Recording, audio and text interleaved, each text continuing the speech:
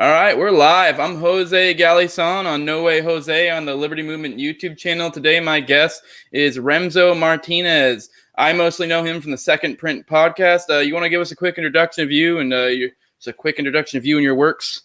Hell yeah, I'm Remso W. Martinez. You can find me on Twitter at Hey Remso. Find me on Parler at just Remso. If you ever see Remso 2 pop up, you have my permission to cyberbully them. But, I'm a published author. I've published 2 books. My first one was a comedic history of the modern libertarian movement. It was called Stay Away from the Libertarians. Recently came out this past year. My first novel, How to Succeed in Politics and Other Forms of Devil Worship. All available at Barnes & Noble and Amazon. And I host 2 shows. I've got On the Run with Remso W. Martinez on the We Are Libertarians Network. And I co-host an awesome weekly show with Mark Claire covering the comics and movies and cartoons that made our fandom called the Second Print Comics Podcast. You can find that at secondprintcomics.com.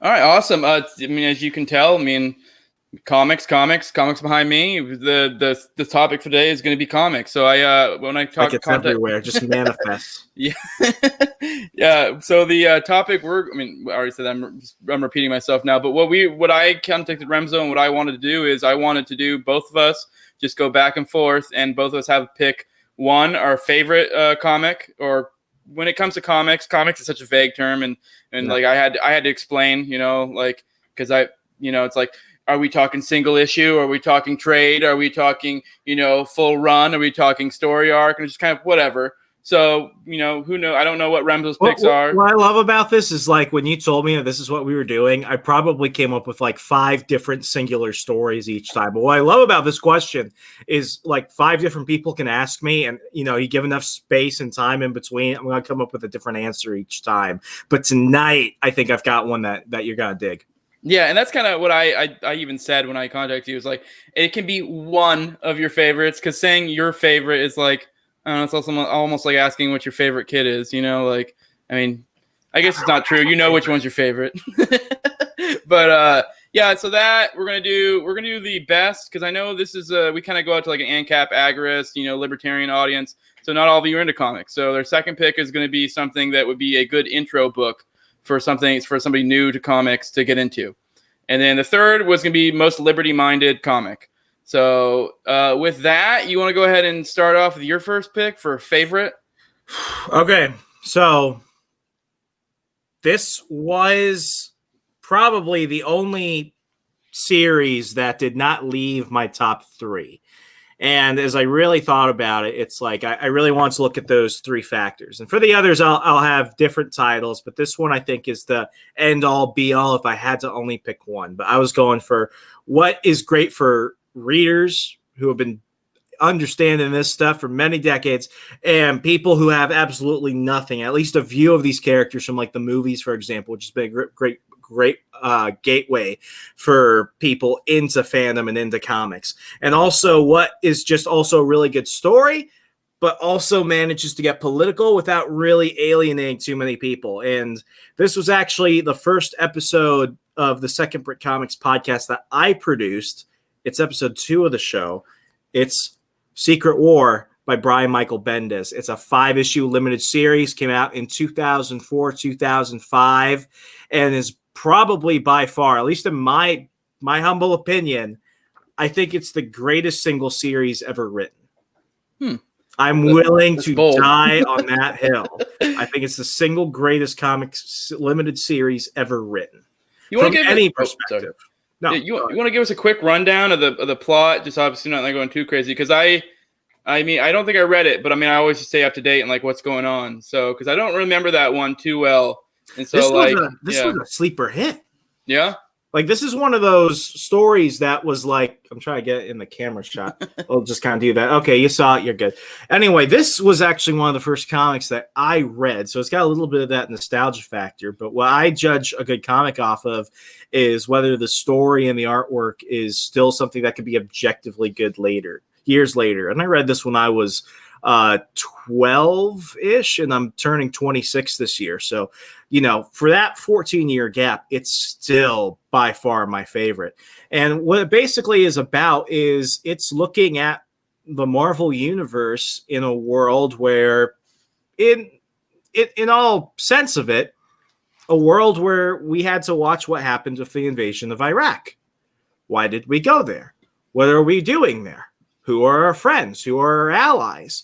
And the great thing I love about comics is it's always been a medium for people to go ahead and have big discussions and put them in the realm of fiction, so that way we could feel more comfortable discussing on certain topics. And basically what happens is, it's post 9/11 America, as anyone who's read the comics understands.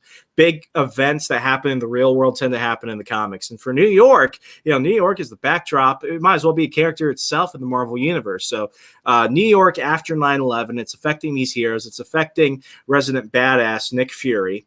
And what ends up happening is you've got Victor Von Doom, Dr. Doom, somehow the leader of Latveria, a country over in Eastern Europe. He's disappeared. We don't know what's happened to him. We think he's dead, but he's been replaced by this super awesome, doctor science lady chick named Lucia von Bardis. And she's kind of a dictator, but also kind of not. And she's friendly with the United States, but not that friendly. And what ends up happening is you have a bunch of these C-list Marvel villains that go around New York, and they've basically got the super high-tech getup going on. Like, they're actually dangerous. They're going toe-to-toe with the Avengers, and that's something that captures Nick Fury's attention. And basically what he figures out is that Lucia von Bardis is hiring this guy called the Tinkerer to create basically superpowered terrorists through these C-list villains. And at this point, Nick Fury is like, I can't let another 9/11 happen on my watch. So he goes over to the White House and he says, hey, Mr. President, this lady's doing some pretty nefarious stuff, and we think that she's going to do something even worse than what we just dealt with a few years ago. Give me permission to go ahead and invade Latveria. And the president is like, no, Nick, you can't do that. So at this point, Nick Fury goes rogue. At this point, he can't even use S.H.I.E.L.D. resources to go ahead and take her out. So what he does is, and I have to look at the cover, what he does is he recruits superheroes from the Marvel universe that owe him favors for things over time. He's every one of them. Basically, he gets Wolverine. He gets, Wolverine, Spider-Man, Black Widow, Luke Cage, Captain America, and Daredevil. And he basically somewhat he's calling in these favors and stuff. He's blackmailing them kind of. And what he does is he creates his own little Black Ops unit to go. And, what they think they're going to do is they're going to take down a big superhero, supervillain, super terrorist factory. But what ends up happening is they end up blowing up the capital of Latveria, Doomstadt, and they end up killing Lucia von Bardis. So not to get into too much spoiler territory, but years have passed and Nick Fury erased their memories of that. And what's happening is all these people connected to that moment are now coming back, and they're trying to get revenge on what happened. So they're trying to figure out, why is this happening? What is Nick Fury hiding from us? Did we do something? Spider-Man starts getting memories back and stuff. And he's like, guys, I think something happened. I'm getting these really crazy nightmares. And, what it does is it creates a really great mystery story, very, 70s spy film, 7 Days of the Condor, very much like Captain America, Winter Soldier, if you really like the vibe of that. And what it shows is what happens when people are willing to do evil things for what they see are good reasons. And, it's a book with a lot of ethical quandaries. And, whether you're reading this in 2004, 2005, like when I did, or whether you're reading this today, these are still very much conversations and stuff we're asking right now. And I mean, from the artwork by Gabrielle Delato to, I think this is Brian Michael Bendis' best story ever. There's just so much good in this. It's one thing when books try and go really political and they kind of sacrifice the story, but this has really good story and really good messages with it. And it's really just one of those diamond in the roughs. This was not popular until 2010 when Marvel Ultimate Alliance 2 came out, and the front end of that video game, which leads into Civil War, that made this more popular. So, Secret War by Brian Michael Bendis and Gabrielle Delato, by far my absolute favorite. Knowing Bendis, it probably completely fucked the canon. Well, this I call it the sorry about that. I completely forgot to say. This is really one of the last great Nick Fury stories. which is, really great because a few years later, he's going to basically be wiped out of Marvel continuity. He's going to be replaced with Samuel L. Jackson Nick Fury. Oh, so yes, this is white Nick Fury. So I couldn't remember if it was white or black. That's a whole other mess. I mean, yeah. Oh, Mark and I did an episode of that recently, and like it was just one of the most shoehorned things ever. So if you're a fan of, like, we call him David Hasselhoff Nick Fury, if you're a fan of David Hasselhoff Nick Fury, this is probably going to be I think it's the best Nick Fury story out there because what it does, what it does is it shows him really in his element. It is a Nick Fury story. So, if you love the heroes that you see on screen, if you love taking them out of the typical superhero, guys in tights fighting robots genre, and you want to really put them in the real world, this just does not get any better.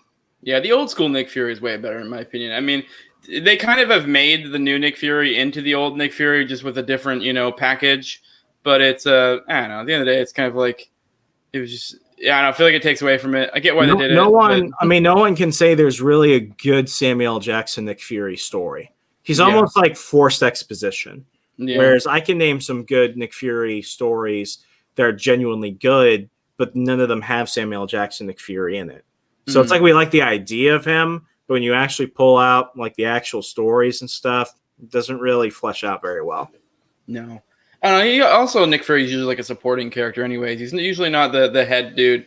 But yeah, I know it's kind of a shame what they did to him. And then they kind of wrote him off with, I forget which event it was later, where he kind of made him the man on the moon who took over the Watchers. That was so freaking stupid. Original Sin from 2014, 2015. It was like, what I hate about the films is that they try and cater the comics to this new audience that's coming in. But the reality is the movies actually don't drive comic sales. And that's the thing that they keep trying to say happens. But when you look at numbers, the sales just keep dipping and dipping and dipping every year. Even in digital, they're dipping. And, you see print somewhat on a rise. But it's just not really there because what they've done is they've sacrificed good original storytelling for just real, canned, rehashed bullshit that we see every year now. And, the cool thing about Secret War is that it's not a typical comic book crossover event. Like, you didn't need to read like a dozen, spin-off limited series and one-shots and crossovers from other titles. Like the 5 issues in here, it's just this. This is all you need to read to understand it. And I kind of like that. One, from a perspective of I don't like buying a ton of shit and feeling like I'm missing out. And 2, if this is going to be the story, this should be it. And I shouldn't have to read anything else. And so there was just one trade? Is that one? Yeah, okay. Yeah, Civil War is the same way, too. It was just one trade. I know a lot of people like Civil War. So.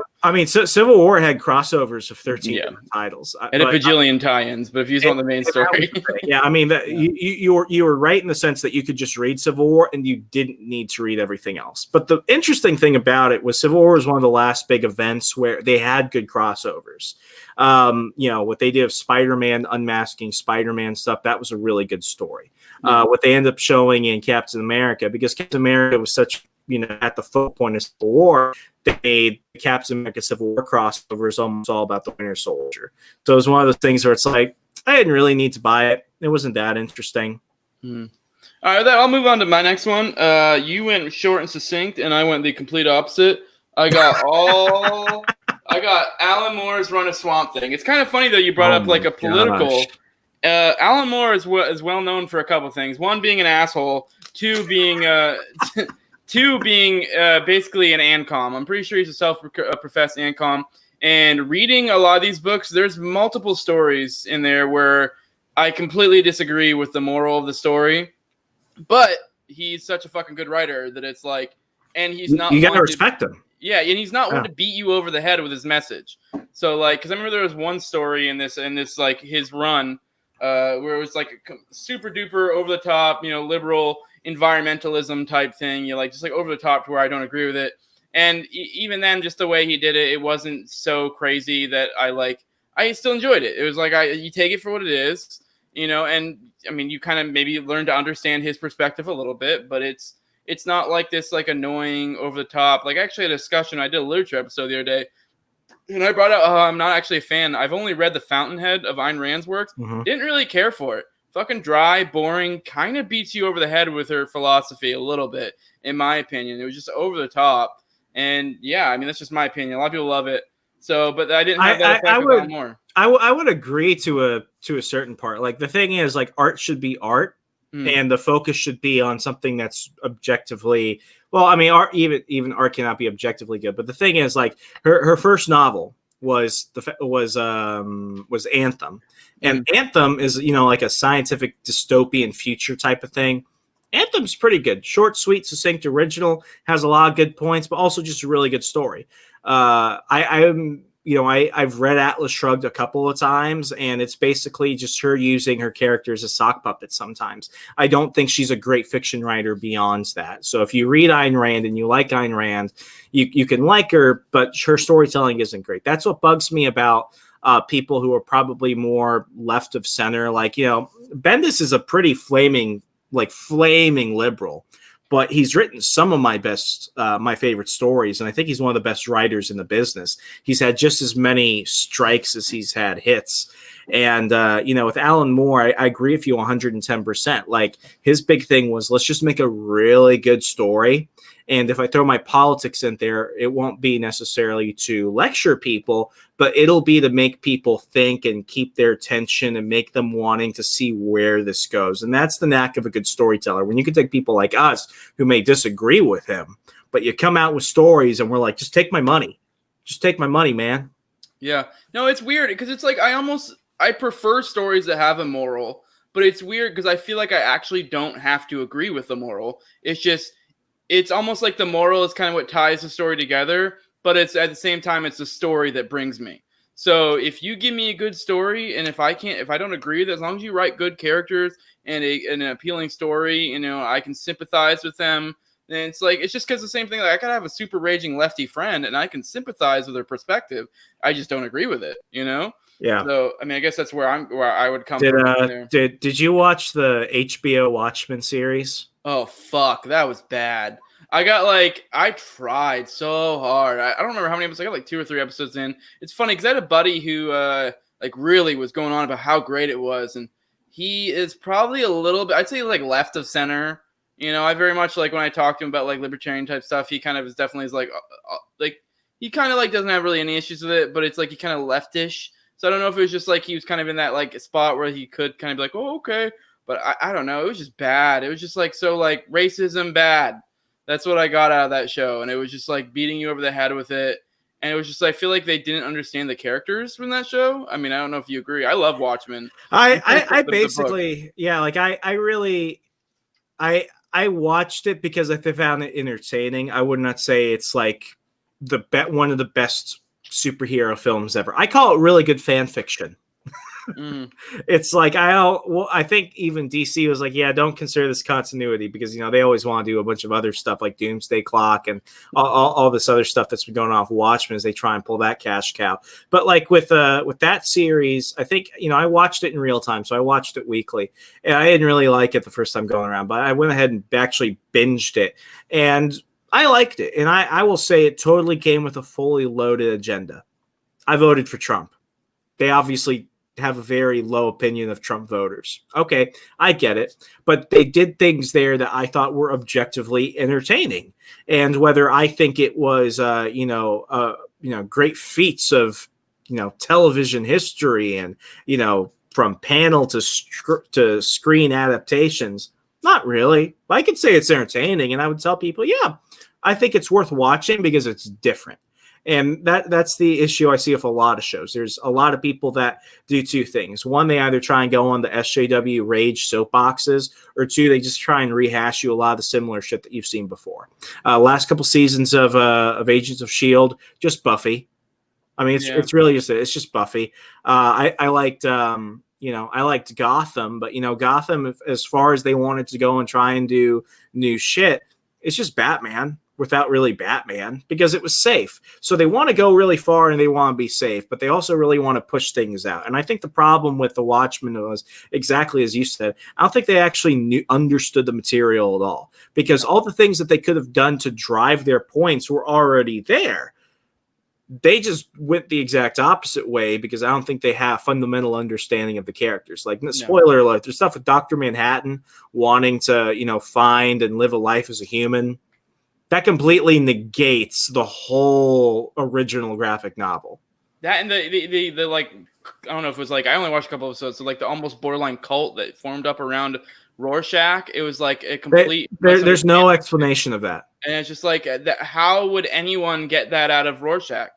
And I don't know if they just was a convenient, like, guy with a white mask. We can make this like kind of like modern day KKK. It was almost like they were purposely that was such a idea beforehand. That was such a big reach, though. Yeah, such a big reach. But I don't know. That's like not what he was in any way, shape, or form. If anything, he was like a objectivist, but not in the like Ayn Rand sense to the extreme degree. He was just like right is right and wrong is wrong. That's what Rorschach was about. He was not at all about that. So I don't know. It's just kind of like, I don't get how a cult would form up around him with that ideology. But 100%, it made no sense. So things like that, it's really weird. Some people were like, "Oh, they took out all the Watchmen characters and replaced them with a black woman." It's so 2019. It's so. That's the thing I cared about the least. I actually thought that she was interesting. Yeah, like she actually, like the fact that they made it 30 years later. Of course, you're gonna have different characters. And I thought she was a good actress. I actually think that she was the best part of the film. I'm sorry, of the series, and everyone else just kind of phoning it in, like the chick that played Silk Spectre. Such a lost opportunity. I mean, the part where they bring in the giant Dr. Manhattan dildo was funny, but that's about it. Everything else, like, you got... Google that scene. Do Silk Spectre Dr. Manhattan dildo on YouTube. You search it anywhere else, you're gonna find some crazy shit.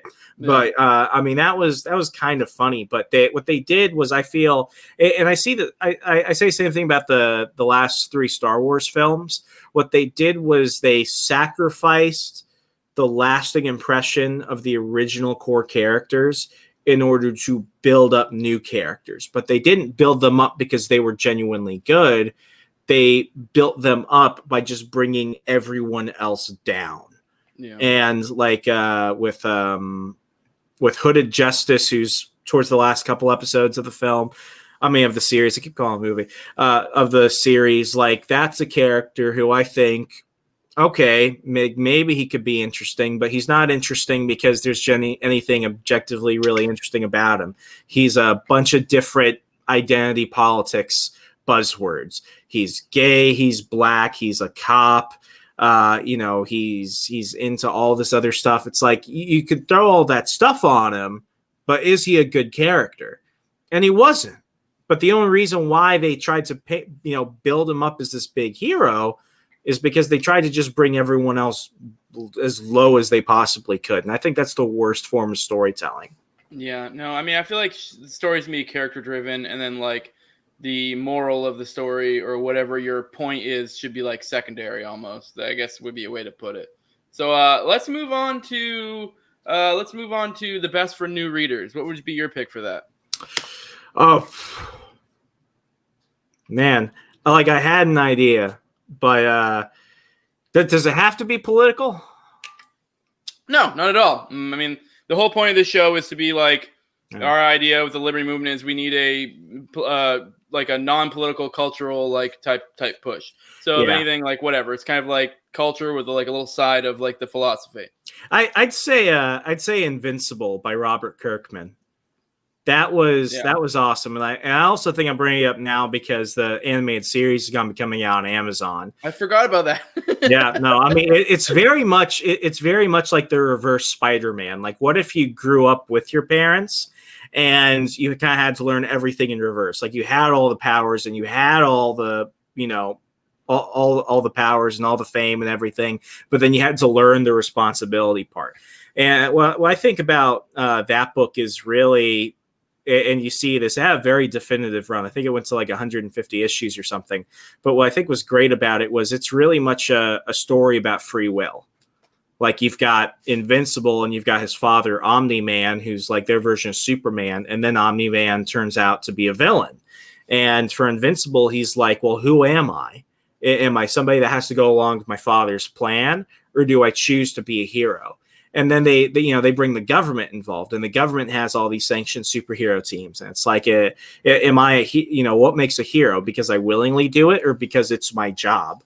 So I think with that, it's probably, even though it's a book that's very comic booky, and in many ways, Robert Kirkman called it a satire of the comic book industry and the superhero genre. It's probably, I call it one of the most human books. Yeah. Because like when they go into a lot of certain topics, like it's really trying to address the world around us, where I think we, at one point in our life, everyone wanted to be a superhero. And really, Grayson, who's Invincible, at many points, it's like, he's just a regular guy who got these powers. The only thing that made him so different was that he happened to be born of them in a world where not many people are. So what would happen to me if I did that? In many ways, it's very much like Spider-Man in the 60s. So, I think what's great about Kirkman is he can have those conversations, and you can cover those topics, and you can have this big overlapping question throughout the series, which I think is very much in the vein of a liberty spirit. Like, you want to do good because you know what's right, and you can tell what's wrong, and you shouldn't be forced to go ahead and do it, and you shouldn't force others to go ahead and follow along with what you want just because you're more powerful than them. And it's also just a lot of ass-kicking action, which I totally love too. So whether you just want to see awesome artwork and awesome fighting and great stories, or you really want to deep into something that's going to grow up over time, like Invincible did, I think that's the best series for people, especially folks that don't really want to get into superhero comics, but also want something that, makes fun of it all, while at the same time taking itself very seriously at the same time. Yeah, it's I almost picked that for my favorite. Really? The reason why I didn't is because I'm only at volume 20, and so it just felt weird for one I hadn't completed. Mm-hmm. So, but yeah, there's so many good fight scenes. Like, I don't know if you remember. God, I can't remember the name of the guy, but the fight scene with the one Viltrumite who's like trying to take over. I think it's Onslaught or no. Oh my gosh, yeah, that guy was screwed up. But my favorite was when he was making fun of comic books that are all about the death of a hero, and you have the like big dinosaur guy. I think his name was like I know what you're talking about, yeah, Dragonus or something like that. And he was basically like Doomsday, but with Lex Luthor's brain. So he was super smart, and he could outsmart you, but he was also viciously like crazy evil. So he would like eat your heart out in front of your family and stuff. And he blew up Las Vegas. And that was one of those things where it's like, God damn, that guy's things was he was God, what's the word I'm looking for? There's an actual term for it where it's like you're only for the greater good. Kind of be like, he'd be willing to kill. It's kind of like the trolley problem. Like, he would have no problem pulling the switch, kind of deal, but to the nth degree. That was his whole thing, because he was like a super genius, and it was like he knew that, hey, if I destroy Las Vegas, it was like this is going to further lead to save this many lives and blah blah blah. And it's actually kind of it really goes kind of like Thanos. Yeah, and it really demonstrates how this is such a human story, because that's actually one thing in that story. Grayson actually kind of like starts to like believe in him and starts to come to his side. Later, he earns aware of his ways. It's you saying it's human. It's probably one of the best ways to put it, because it's like there's so many different scenarios or like stuff that you could actually see being in real life, but it's not in this like phoned in sitcom type way. It's like real, like you can feel it. Like, I don't know, there's a lot of good stuff in there. I highly suggest it. Yeah, and what's funny, Kirkman, always kind of pitched it as a satire of it. And we see a lot of different satires of the superhero genre. I like The Boys, but I think The Boys is not, I wouldn't call it the best, because it's not that you're taking people that exist in like the real world and you're imagining them in these situations. Everyone in The Boys is just terrible. Like, they're all terrible, and the whole outlook is terrible. So I don't think you're ever going to get any good outcomes from it. Of course, if season 2, they really try and amp it up, and I think it was pretty lackluster in the end. But with Invincible, what I liked about it is, and this is what I also really like about creator-owned comics. They can do things that you can't do in other comics. Like Spider-Man, they let him live like a full life into his 40s, and then they brought him back like 10 years. And now he will probably be fixed in like his mid to mid I want to say like late 20s, early 30s for like another 40 years, and then they'll probably dial it back somehow with a retcon. With Mark Grayson, the character Invincible, you see him through his entire life. And, I know that you're getting to that point, but it really does end at the real end of his story. And I think that's what's beautiful, because we never get to see heroes living a full life cycle in comics, because, that would end the money. And for Robert Kirkman, he was like, listen, it would defeat the story and it would make all these other messages and all these events seem like nothing if he just went on for another 50 years. Yeah, Constantine is the only character that I know that did that. The Constantine was the character that did that before he came over to DC back in the day. Yeah. He aged with the comic. So, but that's a rare thing. And I mean, those early Constantine stories are the best, though, especially in Swamp Thing. Mm-hmm. Yeah, the DC. Yeah, I was talking about, like, I think before he even came to DC, he was, I think, actually, like, him showing up in Swamp Thing was one of his first appearances in DC. But before that, he was known for, like, that was his thing. He actually aged, like, as it went on. And they kind of went to his health problems because he was a frequent smoker. And, like, yeah, it was a whole thing. I mean, I never read those comics, but I know that was why it was significant for a lot of people that he aged along with the comic. I don't think he ever got, like, old. I don't know. I never read it. But that type of stuff is like why I like Sherlock Holmes. It's why I like James Bond. I like the James Bond books a lot more than the movies, because you get to see the impact of everything. Whereas with every James Bond film, minus the Craig stuff where it's all connected, every James Bond film could theoretically be the first, if you really want to look at it that way. And with comics now, I mean, they're always going to do that. So when he ended Invincible, I remember reading the last issue, and in a way I was just disappointed, because, like, there's so much more he could do. But then as I finished it, I'm like, but really, did he have to do more? And I think he ended it on such a high note. That series, and not to get too spoilery, but, he gets old. He has kids. What does the world look like around him? Because you can't be freaking Superman and not have impacted the world. And in the world of Invincible, now you're dealing with a whole galaxy. Like, things have to matter for people to change. And the big criticism of, like, the main heroes is that no matter what you do, none of it matters because the change doesn't last.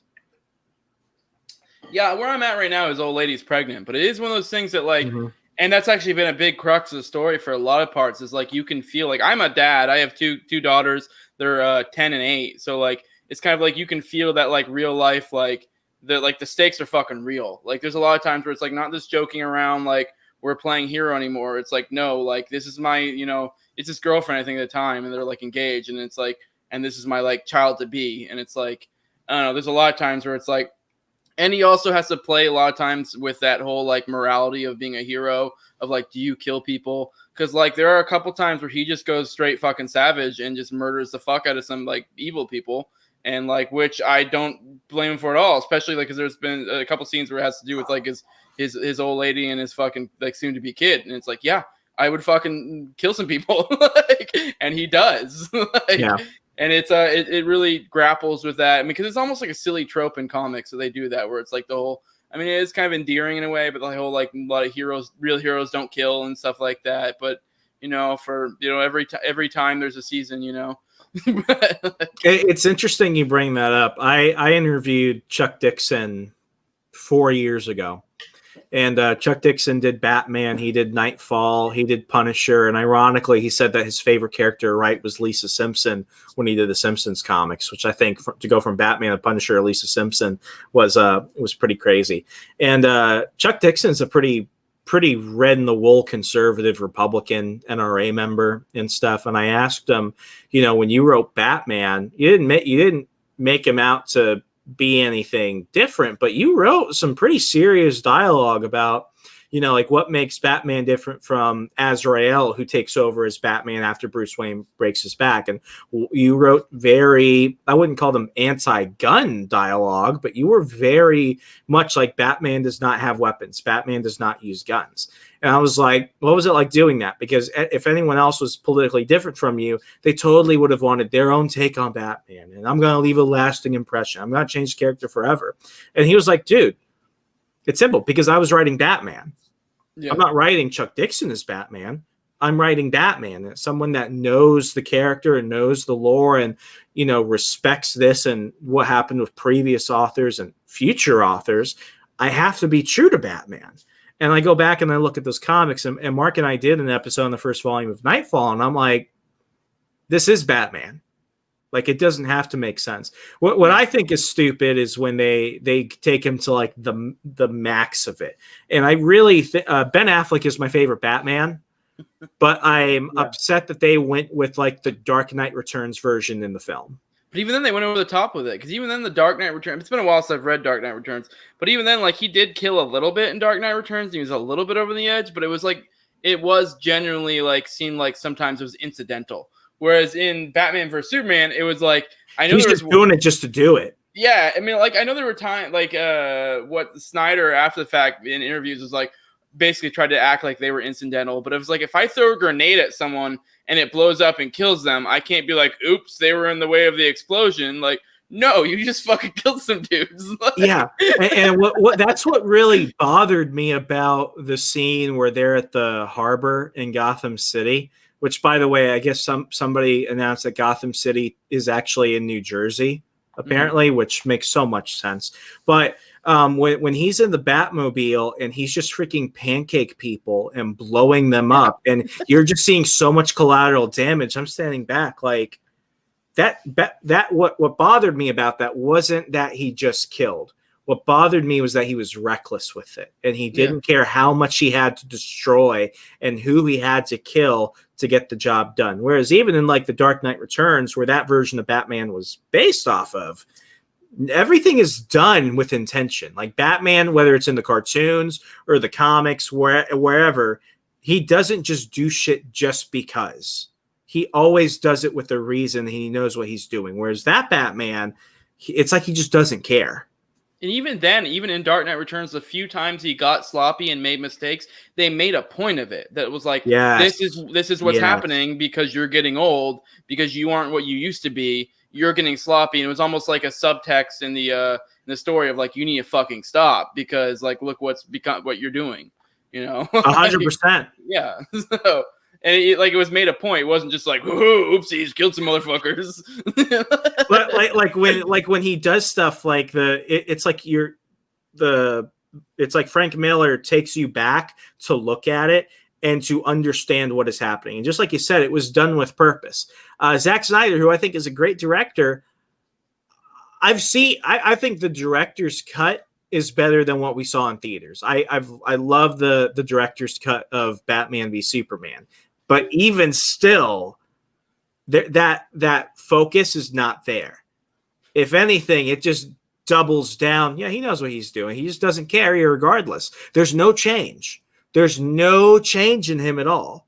And it'll be interesting to see what they do in the HBO Max Justice League. Yeah, I'm looking forward because I don't think it's gonna get any better for Batman. I'm excited to see more Batfleck. Don't get me wrong. I'm upset that he's gone, but I don't know if it's gonna be the type of Batfleck that we want to see. Yeah, the issues I had with the Batfleck were story writing issues, and even then, like, honestly, if you got rid of him just straight up murdering people, I'd be like, okay, perfect. You know, aside from Justice League, because Justice League, it was very like phoned in and very hokey, and like I was like, this is trash. But like Batman vs Superman, aside from the just like, you know, just straight up murdering people, like that was the biggest thing that took me out. But aside from that, yeah, like that was a very good rendition of Batman. And I would say the same thing about Henry Cavill as Superman. I think he's the best on-screen Superman since Christopher Reeves himself.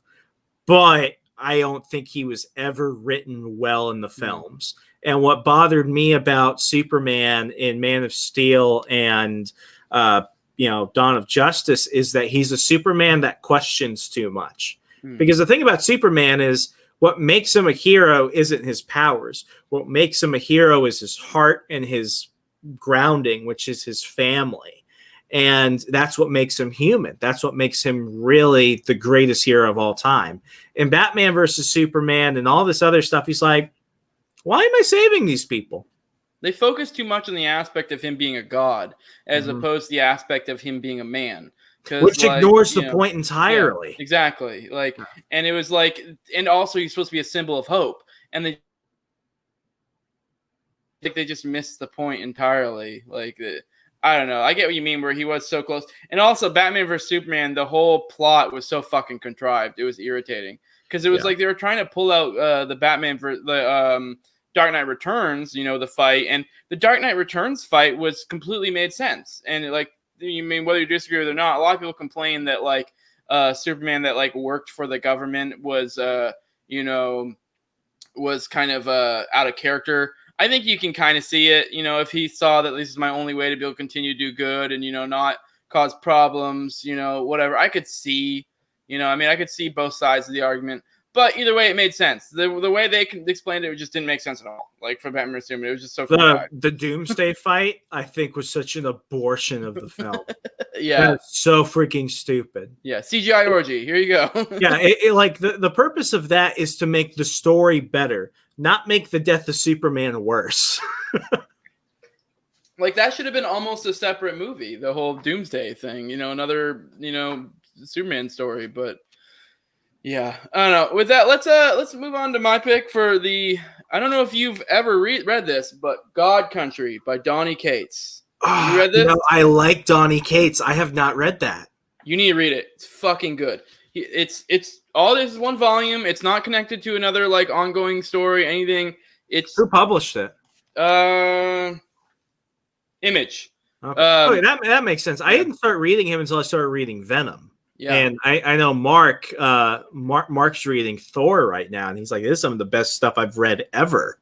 Yeah, it's his breakout hit is what this was God Country. Oops, I just dropped it. But oh well. But no, it's the plot is he's all right, there's an old guy, I forget the names of the characters.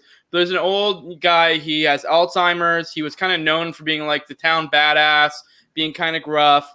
He has a son who's his caretaker who, there's some backstory of I think the son's mother died at a young age. So I think the father was kind of a single dad for a while. And he was kind of gruff, the generic, Southern dad who was kind of gruff, didn't say I love you all that much or give you hugs.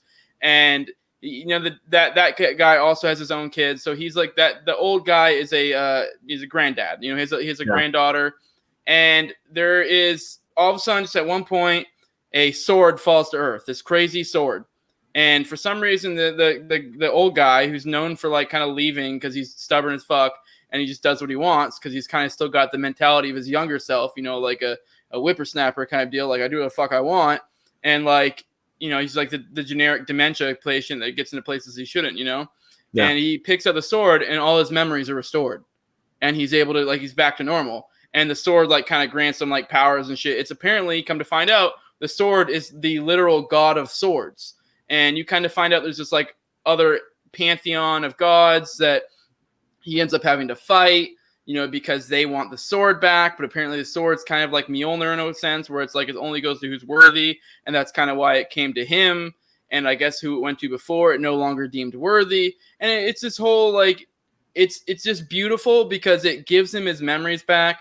And it kind of becomes this whole family story because the whole time his family is give them back the fucking sword because we're all gonna fucking die.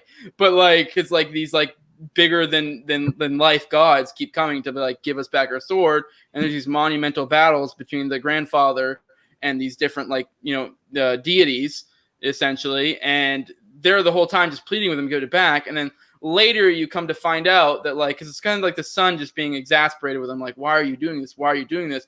And at one point there is this beautiful scene at the end of the book where I think they both touch the sword at the same time, and it passes on the memories of the father to him. Oh, and wow. It's kind of this is why he doesn't want to and it kind of shows this, because you and the granddaughter and everything are everything to him. For to him lose that sword is for him to lose everything. And it's just I'm not gonna lie. I think I actually cried when I read the book. It's fucking beautiful. That's the type of thing you don't see in comics. You don't see that in film either. Yeah. That is, man, that's fucking deep. Yeah, it's deep as fuck. And you're like, holy shit. Because it's just like, and it's multi-generational too, because it goes between the love between the father and his son, the love between a granddad and his granddaughter. Because for him, he never really got to experience his granddaughter. Like, this is the only experience with his granddaughter. And it's like, I honestly kind of get a little emotional thinking of the book. That's how good it was. Donny Cates is such a good fucking writer. And like, yeah, like, cause it's like, this is the only experience he ever really had with his granddaughter. And like, he's having to deal with like maybe being taken away from him. And it's just like, I think he kind of at the end kind of does let go of it in a sense. But it's like he literally to the death of him is like, no, I'm not fucking losing this. Like, no. And I don't know, it's beautiful and tragic, and it's just everything a story should be. But it's also so, I think for like a new reader, it's so easy to digest and fairly short, and it's not something that's tied to a larger mythology. So it's just like a good thing to jump into and be like, and a great spot for like, holy shit, this is what comics can be. I would highly suggest reading. It's fucking amazing. Yeah, absolutely. I mean, what's just great too is that there are a lot of really good writers who I think people tend to exaggerate because they're paired with really good artists. Then you have just really good writers that give artists a challenge. And I haven't always been a big fan of everyone that's done the artwork for Donny Cates' books, but that's because I think they struggle to deal with his level of storytelling. He knows how to do it. And, I think if he even wrote regular books, it would be fine. But he's an example of what happens when you get the perfect person and the perfect medium and you just go to town with it. With that story, how many issues is it? It's one trade volume. I don't know how many issues. I want to say it's probably like 3 to 5, maybe. It's just one trade volume. I think that's a perfect amount, especially for a singular story like that. I gotta pick that up. It's gonna go on my list. Yeah, it's really, really good. I highly suggest it to anyone. It's great. Like, I'm not gonna lie. It's like my wife's like, "Why the fuck are you crying?" Like, shut the fuck up.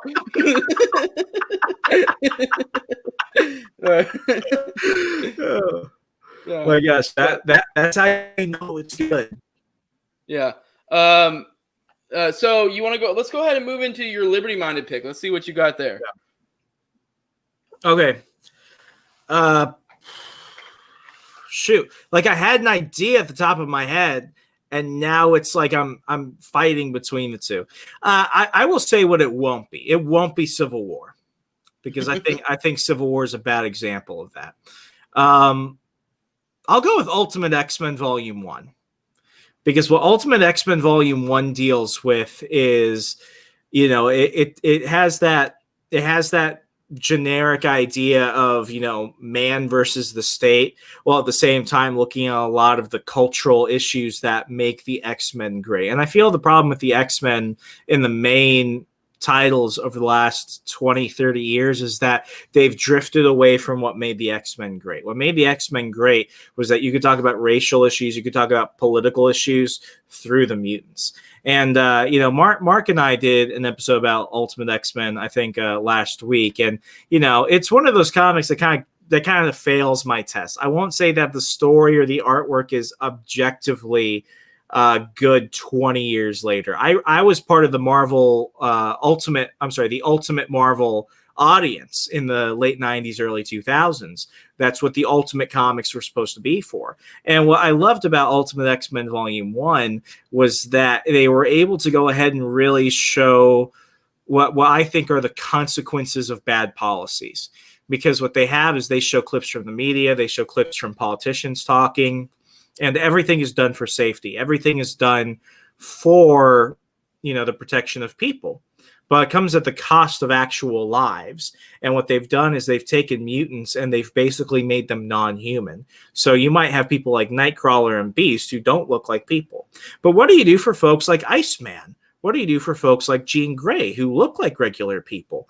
What it does is it looks like it. What that really does, it goes back to the crux of the X-Men, and it shows a story of what happens when you completely take away the humanity from other people, but what happens when fear leads your policies. And I think whether you're a Republican, a Democrat, a libertarian, or not, what that volume shows is really the violence of the state. Within the first issue, you see the Sentinels just like descend upon a city and they start murdering people left and right. And what bothers me the most isn't just the violence that takes place in public. It's when you look between the panels and you see regular people just walking by. It's like, oh, there's a Sentinel there, but I don't care because he's going for mutants. And I'm not a mutant. And I don't care what happens to mutants. So they can go around killing people. They kill a teenager in the front of the book. And I just remember looking at that as a kid, and I'm just like, you don't even know what powers he had. What if it was wrong? What if he wasn't a mutant? But they don't care because they're willing to go ahead and have these Sentinels come around. And I think this was actually one of the few X-Men anything where you actually see the Sentinels kill. And that's the thing that makes them terrifying, because they were always made up to be these giant, formidable opponents in the X-Men comics. But it's not until you actually see them kill somebody and they're actually dead where it's like, okay, this is serious. Yeah. It is an actual threat. So even though it's not going to be everyone's cup of tea, ultimately that's a series I love, because it not only introduced me to what makes comics good, it gave me a lot of what needed to grab my attention, hot women, lots of action, good stories, Wolverine killing people and stuff. But it was able to touch on that in a way that reminds you why the X-Men are so important. And I think, and this is a side tangent, I think it is the greatest sin in comic book anything, how Marvel Comics and Disney Marvel Studios have completely bastardized the X-Men. Yeah, it's true, because it is there's so much good stuff that they did that they set the groundwork of the X-Men, because it is like such a great, like, especially on the cultural side of things, it's so great for like libertarian minded folks. Like, there's so much there. And also it's so character driven, even just from a story perspective. And they kind of like just forgot that. Even with just the X-Men movies, even not with the whole Disney stuff, they kind of were like, this is the Wolverine show. And they forgot, like, no, there's like a whole giant roster of these intriguing characters with their different interesting backstories that, play on different, societal motifs. And like, yeah, like, it's just they forgot about that. It's like, this is a Wolverine show. And on top of that, yeah, there was that they were obviously downplaying it with Disney, like, because of the fact that they were like, well, we don't own these guys. I mean, and now it seems they're trying to turn it around, and it feels like too little too late. I don't know. I don't know. Who is it writing for X-Men right now? Is it Hickman? It's Jonathan Hickman. Don't get Mark on that tangent. He goes crazy for like 10 minutes every episode as soon as anyone brings up Jonathan Hickman.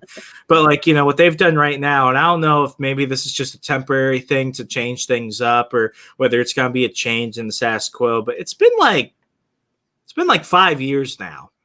And what they've done, and this goes back to Avengers versus X-Men, or as I call it, to make the X-Men succeed, you have to make to make the Avengers succeed, you have to make the X-Men worse. It's like what I meant earlier. It's like you need heroes that stand above, not just tearing others down to make, them higher by default. But, the Avengers comics, and this is coming from someone that loves the Avengers comics aren't always that great. Yeah. In fact, there are only like maybe one or two runs that I really can say are pretty good. And that's about it. Whereas I can name a lot of great stories from the X-Men and other characters. But what they tried to do is they basically tried to paint the X-Men as villains.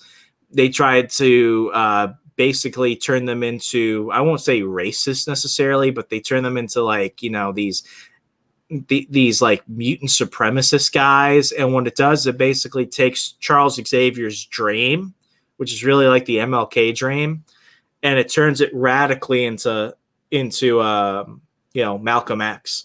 And that's not the X-Men. No. There's a reason why just readers, Republicans, Democrats, everywhere, there's a reason why we love the X-Men. And it's because they're better than that. I would have been cool if it had felt organic, but for me, what's going on with the X-Men right now almost feels like they're gearing up and trying to write stories that maybe they can draw inspiration for movies. And that's what I get the vibe out of. But it's like, it feels very Hollywood, and not good movies, just like they're trying to Well, I And want so, to I don't know, when know. the fuck did Professor X start walking again? I don't know. Put that Motherfucker dies every other dude in the volume. wheelchair. Yeah. Triple. Yeah, I don't know what's going on with that. I don't know.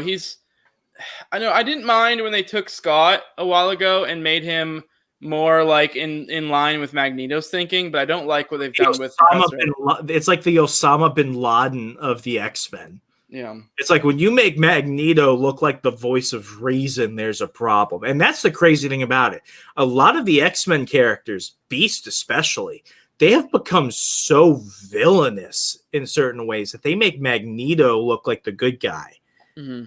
And that's what really bothers me. It's like they didn't make the heroes better. They made them worse. Yeah. And that's not forgivable. It's like when they made Captain America a Nazi, they tried doing it. So it's like, oh, that wasn't really Captain America. But it's like, this can only go on for so long. And what's the point? Was the story good? Was there a point to it? You just did it because you needed, instead of making just really good, genuine stories, they were like, we just need to make the guys that are actually succeeding better. And the X-Men books have not sold well ever since. And despite all they've done for the Avengers merchandise, great. But Avengers Comics, they don't sell. They're not even in the top 10 for monthly sales. And if you did you play the recent Avengers video game? I'm not much into video games. Dude, it's like it. Well, I'm not much of a gamer either, but I played it because I felt like I had to. It's Days of Future Past. It is Avengers Days of Future Past, and it's not even hiding it. Yeah. They turn the Sentinels into aimbots. They turn Trask into MODOK. They basically turn Old Man Wolverine and Old Man Hulk. And it's just because and it's not like there weren't good adventure stories they could have taken inspiration from, but what they had to do, they had to go ahead and take the best X-Men story and they made an Avengers story. And it doesn't make the Avengers better. No. Yeah. No. All right. With that, let's move on. This will be the last one. This is my pick. Superman Red Son. Yes. This is great because it is such... The reason why it's so perfect and liberty-minded is because it's almost like an inverse. It shows how shit authoritarianism is. It takes the perfect character, the ideal human being, Superman, and injects him into that system and makes him indoctrinated within that system, still with all his morality of how, like, you know, what is right and what is wrong, and it just completely still ends in shit. And like that's probably the best way to put it. Like he still is the blue Boy Scout and he is the ideal of morality to a sense, but he is of the mind that, you know, communism is the way to go and that we need to, you know, push this upon the world. And it's just such a great story. And like honestly, the best part of the whole thing is anyone who knows anything about Superman knows he's a big part of his mythos is the city of Kandor. And how he had, like, his people were locked up in a fucking, like, essentially by Brainiac, were put into a little bottle, almost like they were just for observation, and, like, just encased in there. And at the very end of this whole thing, him fighting Lex Luthor, who is, like, weirdly, it's kind of, and it's also on the other end. Kind of likable. Yeah, well, it's weird because Lex Luthor is still the same exact character that he is in modern, in, like, typical comics. He's a fucking asshole. He's a piece of shit. But he's operating within this system of freedom and capitalism and all that stuff. And it's like a complete inverse. Like the good guy is operating within a bad system and the bad guy is operating within a good system. And it's still like, so it's not necessarily like Lex Luthor is a good guy. He's still an asshole. He's a complete terrible human being, but he's operating within a better system. And he, you know, at one point tells Superman, you know, why don't you just put them all in a bottle? And that just, for him, just breaks his mind. And it's like the most beautiful, if you read the book, it's kind of like, for him, he's like, holy shit, like that's authoritarianism in a nutshell. Like this book is like a perfect refutation of authoritarianism, if you read it all, you know, because it's kind of like how even it's kind of like Milton Friedman is best known for one of his lines of like, you know, I can't remember who he was talking to, but he said something to like, he was talking about greed, and he's like, and what angels do you expect to rule us that won't have greed? And it's kind of like, but even here in this situation, in this book, it provides you Superman, who is that angel, and it still goes to shit. And it kind of is like a perfect example of that, of like, even in the best case scenario, no, even communism in theory is not fucking tenable. Like, even in theory, it's trash. You know, because people always say in theory it's great, and in practice it, it just goes to shit. Like, no, even in theory it's trash. You can put the greatest leader of all, Superman, and it still goes horribly wrong. Yeah, and I was we were talking before the show. I mean, dude, you gotta watch Red Son, the movie, the animated film that came out about 4 months ago or something like that. I was really afraid because I know they have to take some liberties with it to make it translate well into a film. I was really afraid how they were going to take the communism angle. Mm-hmm. And what I can say is that they really were true to the book, which I give them an A+ on. I think Superman Red Son, the film, is one of the best refutations of communism that you could watch on screen. But there's a scene from probably my favorite Superman story, which is All-Star Superman, which I think makes me look at the dynamic between President Luthor and whatever they call the leader in Russia, the Premier Superman or something. And in All-Star Superman, when Lex Luthor is able to get the powers of Superman, at one point, the formula that did that also makes him like see the secrets of the universe. And he's like, oh my gosh, I could have done so much. I could have done so much. And he looks at Superman. He's like, I could have done so much if it weren't for you. And Superman looks at Lex as his powers are fading. Well, Lex Luthor's powers are fading. And Superman's like, you don't understand it. What you did by not doing any of these amazing things that you think you could have done, that was a choice. And, the part that just I think is beautiful about it is after Superman says that, you're expecting something witty from Lex Luthor, but Lex Luthor looks up at Superman and he's like, you're right. I did do that. And what's funny about this is it definitely shows how in life we choose what we hate. I think we really choose what we hate. But in a way, what it shows is that how just one little thing can change everything. How because the rocket landed in the Soviet Union instead of Smallville, Kansas, Lex Luthor goes on to be a pretty good president. And Superman, who's this messianic figure, turns out, despite all his good intentions, to really threaten the safety of the world, especially when he brings Brainiac in and stuff. So, yeah, I mean, I think it's not only a great refutation of communism, it shows that communism kills everything it touches, but it's just one of those great singular stories, which is what you can only do in comics. Only in comics can you take the best parts of lore and everything else, and you can twist it and say, what if? And that's what comics has that nothing else has ever really been able to do. Yeah, I don't think I can think of a better ending than that. So you want to go ahead and give your plugs while we're here? Yeah, I mean, really, you can go ahead and find me on Parler. I'm just at Remso, REMSO. Everywhere else, it's Hey Remso, Instagram, Facebook, Twitter. And please, I've got my show On the Run with Remso W. Martinez. You can find out wearelibertarians.com. It's every Monday and Thursday, twice a week. And then the Second Print Comics podcast, which I host with the marvelous Mark Claire. That's every Wednesday, coming to you for an hour and a half.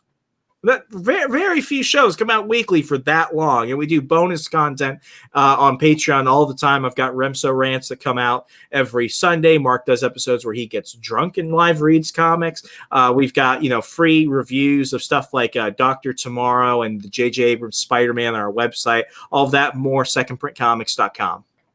All right, yeah, and all this stuff is going to be in the video description, so you guys can look for that. But I'll go into my plugs real quick. We got the Facebook group, the Liberty Movement Facebook group. We got a MeWe. We're on Library. We're on BitChute. We got our email, thelibertymovementglobal@gmail.com.